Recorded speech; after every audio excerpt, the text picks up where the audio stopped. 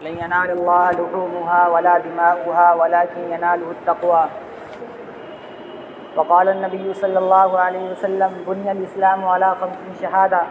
أن لا إله إلا الله وأن محمد رسول الله وإقام الصلاة وإيتاء الزكاة والحج وصوم رمضان أو كما قال عليه الصلاة والسلام. انتہائی واجب الاحترام بزرگوں اور دوستوں عزیز ساتھیوں، گزشتہ 2 ہفتوں سے قربانی اور اسماعیل علیہ السلام کی قربانی کا تذکرہ چل رہا ہے. اللہ تبارک و تعالیٰ نے قرآن مجید میں بھی ارشاد فرمایا اور اللہ کے رسول صلی اللہ علیہ وسلم نے ارشاد فرمایا کہ 5 چیزوں، اسلام کی بنیاد 5 چیزوں پر قائم کی گئی ہے. بنی الاسلام علی 5 شہادہ، لا الہ الا اللہ، پہلی چیز زبان سے لا الہ الا اللہ کا اقرار کرنا، اقام الصلاۃ، نماز قائم کرنا، ایتاء الزکاۃ، زکوٰۃ دینا، حج کرنا، وصوم رمضان، رمضان کے روزے رکھنا. پہلی چیز کا تعلق تو دل سے ہے، لیکن جو 4 چیزیں بچی ان میں سے 2 چیزیں اہم ہیں اور 2 چیزیں مددگار ہیں. نماز اور حج، یہ 2 چیزیں اصل عبادت ہے، اساس العبادت ہے. اور جو 2 چیزیں بچیں، زکوٰۃ یہ نماز کی معاون ہے اور روزہ یہ حج کا معاون و مددگار ہے. وہ کیسے؟ انسان کی محبت دل میں بھری ہوئی ہے. انسان کی محبت، دنیا کی محبت انسان کے دل میں ہے، مال کی محبت انسان کے دل میں ہے. جب انسان اپنے دل سے دنیا کی محبت کو نکالتا ہے، مال کی محبت کو نکالتا ہے زکوٰۃ کی شکل میں، تو جب زکوٰۃ نکالتا ہے تو اس کے اندر سے دنیا کی محبت نکلتی ہے اور مال کی محبت نکلتی ہے. جب مال کی محبت اور دنیا کی محبت نکل جاتی ہے تو وہ جب نماز پڑھتا ہے تو پورے خشوع خضوع کے ساتھ پڑھتا ہے. اسی لیے کہا زکوٰۃ یہ نماز کی معاون ہے اور یہ روزہ یہ حج کا معاون ہے. جس طرح روزے کے اندر انسان کھانے کو چھوڑ دیتا ہے، پانی کو چھوڑ دیتا ہے، بیوی سے ملاقات چھوڑ دیتا ہے، بہت ساری چیزیں اس کے اوپر حرام ہو جاتی ہے. کھانا پہلے حلال تھا لیکن روزہ رکھنے کے بعد حرام ہو گیا. اسی طرح حج کرنے میں جب میقات کے آگے بڑھتا ہے اور حدود حرم میں داخل ہوتا ہے اور احرام باندھتا ہے تو اس کے اوپر بہت ساری چیزیں جو پہلے جائز تھے اب حرام ہو گئی، اب نہیں کر سکتا. اگر اب کرے گا تو دم دینا پڑے گا. ناخن کاٹنا پہلے کہاں حرام تھا، اب ناخن نہیں کاٹ سکتا، سر کے بال نہیں کٹوا سکتا، کوئی پیڑ پودا نہیں اکھاڑ سکتا، بہت سارے آداب ہیں، اب اس کو نہیں کر سکتا. اسی لیے کہا گیا نماز یہ حج کا معاون و مددگار ہے. اب یہ 2 چیزیں بنی، وہ کیا؟ نماز اور حج. اب ان 2 چیزوں کے اندر ایک چیز کامن ہے، ایک چیز مشترکہ ہے. وہ کیا ہے؟ اجتماعیت. نماز کے اندر اجتماعیت پائی جاتی ہے. آپ دیکھتے ہیں کہ 5 وقت کی نماز ہوتی ہے تو تھوڑے لوگ اکٹھا ہوتے ہیں، تھوڑے لوگ جمع ہو کر جب نماز پڑھتے ہیں جماعت کے ساتھ. جب ہفتہ آتا ہے، جمعے کا دن آتا ہے تو بڑی تعداد میں لوگ جمع ہوتے ہیں. اس کے بعد سال میں 2 مرتبہ عید کا دن آتا ہے، عید الاضحیٰ اور عید الفطر، اس میں بھی نماز پڑھنی پڑتی ہے تو عید گاہ کے اندر بڑا مجمع اکٹھا ہوتا ہے. تو نماز میں اجتماعیت پائی جاتی ہے. اسی طرح حج کے اندر بھی اجتماعیت پائی جاتی ہے. حج کے اندر اللہ تبارک و تعالیٰ تمام دنیا سے لوگوں کو بلاتے ہیں اور عرفات کے میدان میں جمع کرتے ہیں. تو دونوں کے اندر اجتماعیت یہ مشترکہ ہے. لیکن ایک موقع وہ بھی آتا ہے جب نماز اور حج یہ دونوں آپس میں ٹکرا جاتی ہیں. عرفات کے میدان میں نماز بھی پڑھنا ہے اور وقوف عرفہ بھی کرنا ہے، عرفہ میں ٹھہرنا بھی ہے. اگر لوگ نماز پڑھنے میں مشغول ہوں گے تو پھر بھائی اجتماعیت ٹوٹ جائے گی. اس لیے اللہ تبارک و تعالیٰ نے نماز تو بڑی اجتماعیت ہے، بڑی عبادت ہے، لیکن نماز کو پہلے کر دیا. ظہر کے وقت میں عصر کی نماز پڑھنے کا حکم دے دیا کہ ظہر کے وقت میں آپ عصر کی نماز پڑھیے، اور عشاء کے وقت میں مغرب کی نماز پڑھنے کا حکم دے دیا. ایک نماز کو پہلے کر دیا اور ایک نماز کو آگے بڑھا دیا. بھئی اللہ کا حکم ہے، اللہ تبارک و تعالیٰ جو حکم دے ہمیں اس پر عمل کرنا ہے. ہماری عقل کام کرے نہ کام کرے، جو حکم اللہ تبارک و تعالیٰ کی طرف سے ملتا ہے اس پر ہمیں عمل کرنا یہ ضروری ہے، لازمی ہے. تو حج کی اجتماعیت ٹوٹے نہ، اس لیے اللہ تبارک و تعالیٰ نے 2 نمازوں کو جمع بین الصلاتین، 2 نمازوں کو جمع کر دیا. اس کے بعد نماز کو جب جمع کیا تو اللہ تبارک و تعالیٰ کی طرف سے ہمیں یہ حکم ملتا ہے اور ہمیں یہ حکم دیا جاتا ہے کہ بھائی تم اجتماعیت کو نہ توڑو. ہمیں یہ بات پتہ چلتی ہے جیسا کہ قرآن مجید میں مذکور ہے وَاعْتَصِمُوا بِحَبْلِ اللَّهِ جَمِيعًا وَلَا تَفَرَّقُوا، کہ تم لوگ اللہ تبارک و تعالیٰ کی رسی کو مضبوطی سے تھام لو،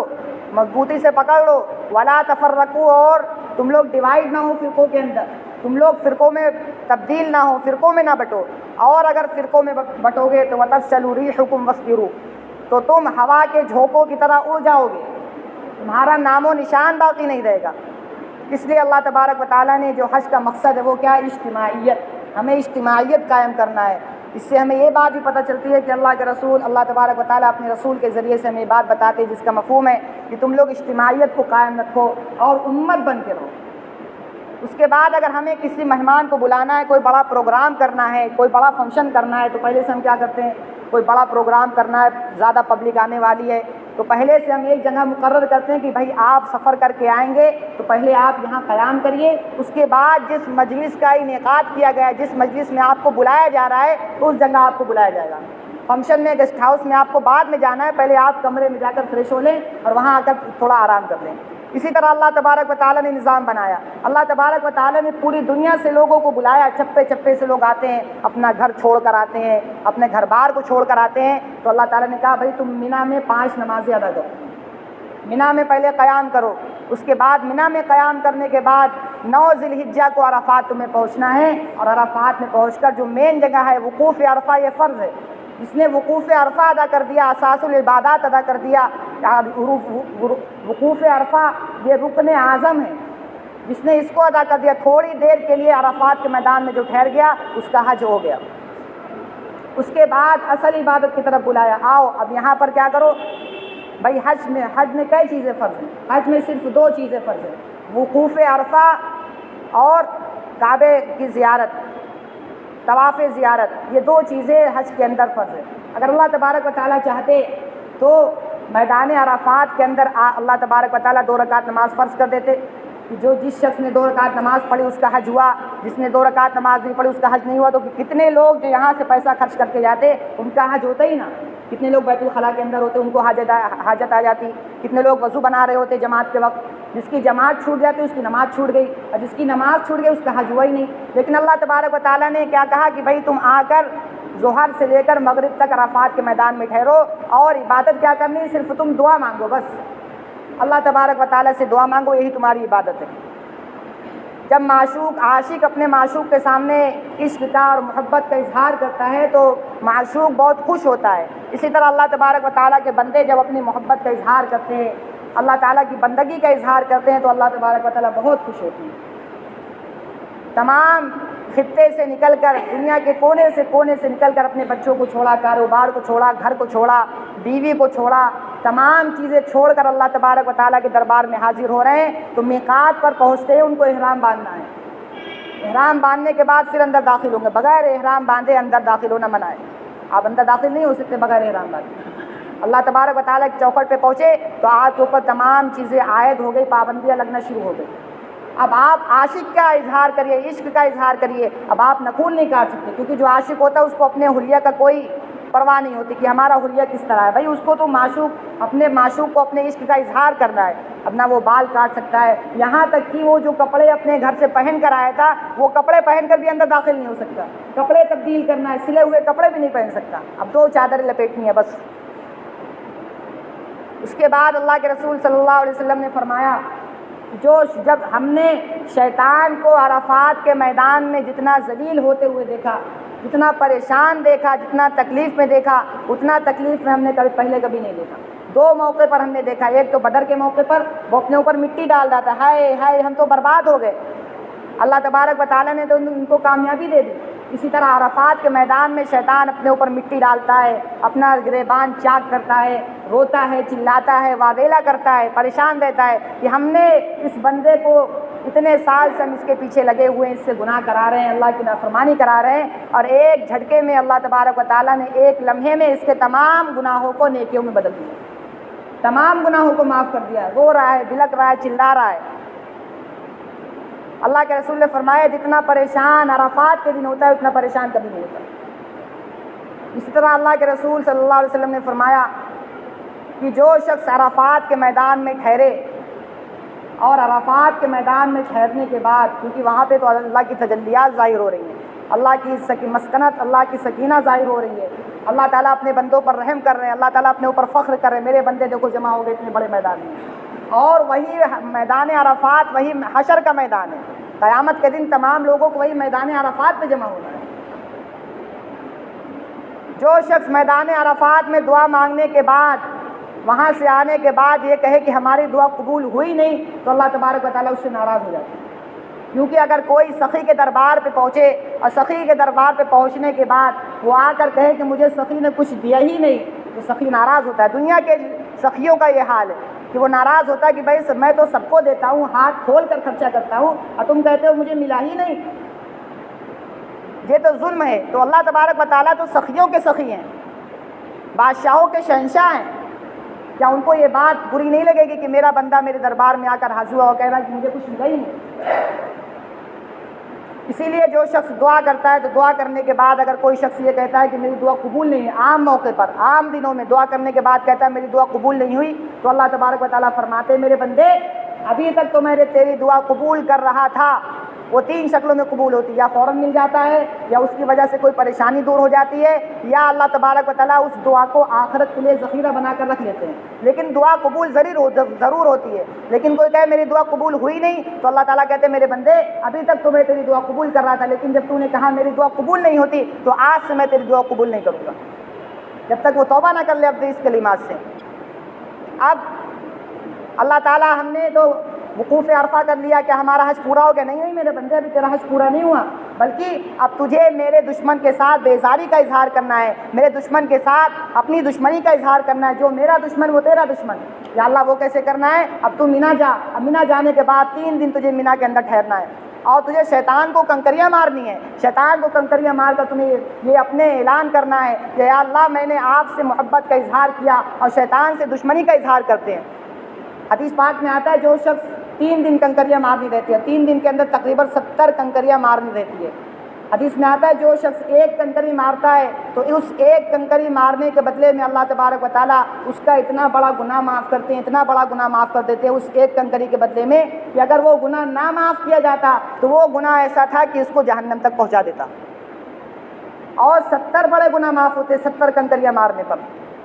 اس کے بعد یا اللہ ہمارا حج پورا ہو گیا، نہیں میرے بندے ابھی تم نے شیطان سے بیزاری کا اظہار کیا ہے، اب تمہارا نفس بھی تمہارا دشمن ہے، اب تم اپنے نفس کو کنکری مارو اور اپنے نفس سے بیزاری کا اظہار کرو۔ یا اللہ وہ کیسے کرنا ہے؟ میرے بندے اب تجھے قربانی کرنا ہے، بظاہر تو جانور کے گلے پر چھری چلائے گا، لیکن تو اپنے نفس پر چھری چلا رہا ہے۔ اپنے دل میں نیت کر یا اللہ میں اپنے نفس پر چھری چلا رہا ہوں، آج کے بعد میں نفس کے حکم پر نہیں چلوں گا بلکہ تیرے حکم پر چلوں گا۔ اس کے بعد یا اللہ حج پورا ہو گیا، نہیں میرے بندے ابھی حج پورا کہاں ہوا، اب تو نے وقوف عرفہ کر لیا، وہاں پر دعائیں مانگ لی، اور تو نے شیطان کو کنکریاں مار لی، اس کے بعد تو نے جانور بھی ذبح کر دیا، اب تو بالکل ظاہری اعتبار سے بھی پاک ہو گیا، باطنی اعتبار سے بھی پاک ہو گیا، اب تو چل میری زیارت کر، طواف زیارت کر۔ طواف زیارت حج کا مقصد ہی یہی ہے کہ اللہ تبارک و تعالیٰ کی تجلیات کا زیارت کرنا، اللہ تعالیٰ کے چہرے کا دیدار تو قیامت کے دن جنت میں ہوگا، لیکن اللہ تبارک و تعالیٰ کی تجلیات کا دیدار یہ طواف کعبہ میں ہوتا ہے، جب لوگ زیارت کرنے جاتے ہیں طواف زیارت میں۔ اس کے بعد جب لوٹتے ہیں تو اللہ کے رسول صلی اللہ علیہ وسلم نے فرمایا جب حاجی حج کر کے لوٹتا ہے تو وہ اس طرح لوٹتا ہے جس دن وہ پاک صاف تھا، جس دن اس کی ماں نے اس کو جنا تھا، جس دن پیدا ہوا اس دن جیسے گناہوں سے پاک صاف تھا، اسی طرح جب حج کر کے آتا ہے تو ویسے ہی گناہوں سے پاک صاف ہو جاتا ہے۔